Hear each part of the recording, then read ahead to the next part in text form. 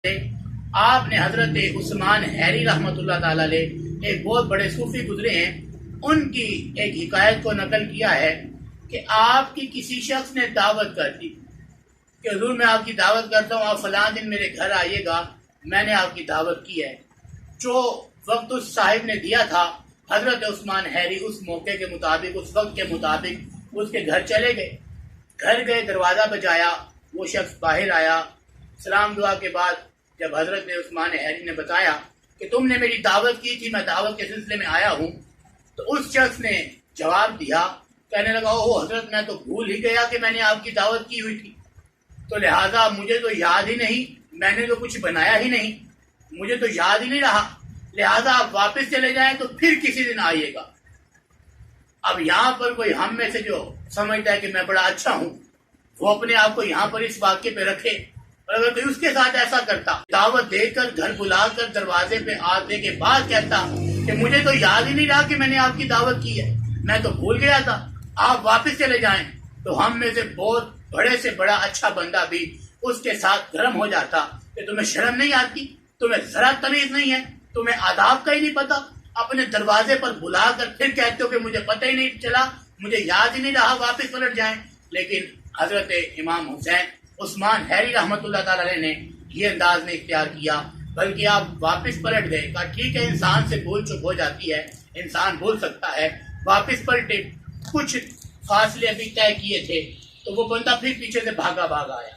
کہنے لگا حضرت آپ واپس چلے میرے گھر میں اندر جا کے اپنی زوجہ سے پوچھ لیتا ہوں، تو اگر کوئی چیز ہوئی تو وہ فوراً پک جائے گی، تو آپ واپس آ جائیں۔ پھر ساتھ واپس چلے گئے، وہ شخص نے پھر دروازے پر کھڑا کر دیا، اندر چلا گیا، زوجہ سے پوچھا، پھر واپس آیا، کہنے لگا حضرت میں نے زوجہ سے پوچھا ہے، اندر گھر میں کوئی ایسی چیز نہیں ہے جو پکا کر آپ کی خدمت میں پیش کی جا سکے، لہٰذا آپ پھر واپس چلے جائیے، پھر کبھی موقع ملے گا تو میں آپ کو بلا لوں گا۔ تو انہوں نے پھر جو ہے وہ کچھ نہیں کہا، واپس پلٹ پڑے۔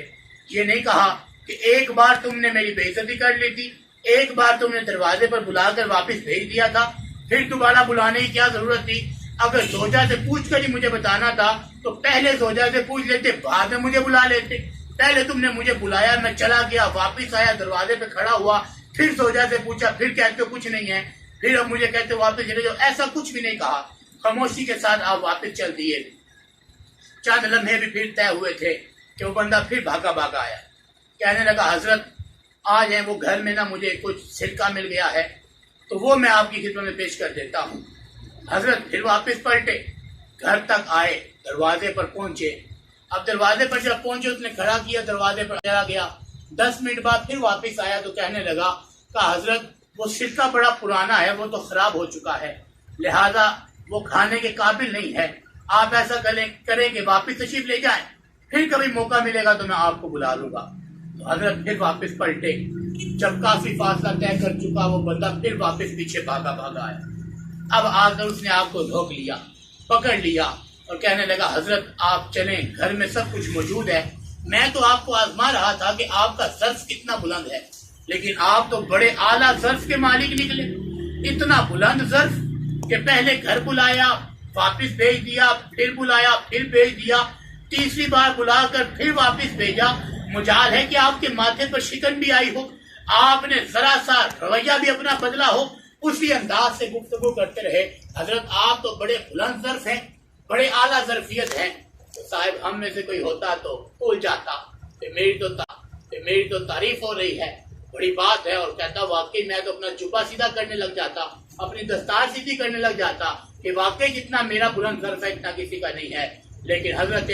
عثمان حیری نے یہ انداز نہیں اختیار کیا، اس سے کہنے لگے اے میرے بھائی تم میرے واسطے دعا کر کہ اللہ تعالیٰ مجھے صبر دے اور اللہ تعالیٰ مجھے اعلیٰ ظرف بنائے۔ کہا اگر تو اس ظرف کی بات کرتا ہے کہ تو نے 3 بار مجھے بلایا واپس بھیج دیا تو میں نے تجھ سے کچھ نہ کہا، تو ارے صاحب یاد رکھ یہ ظرف تو ہمارے علاقے میں کتوں کا بھی ہوتا ہے، کوئی بلاتا ہے تو آ جاتے ہیں، کوئی دھتکارتا ہے تو چلے جاتے ہیں، کہا یہ ظرف تو کتوں کے اندر بھی پایا جاتا ہے، تو میرے اندر کیا کمال ہو گیا اگر یہ ظرف پایا جاتا ہے۔ اے میرے بھائی دعا کر کہ اللہ تعالیٰ مجھے اعلیٰ ظرف بنائے۔ تو حوافظ وقار یہ ہوتا ہے کہ انسان اپنے اندر اعلیٰ ظرفیت کو پیدا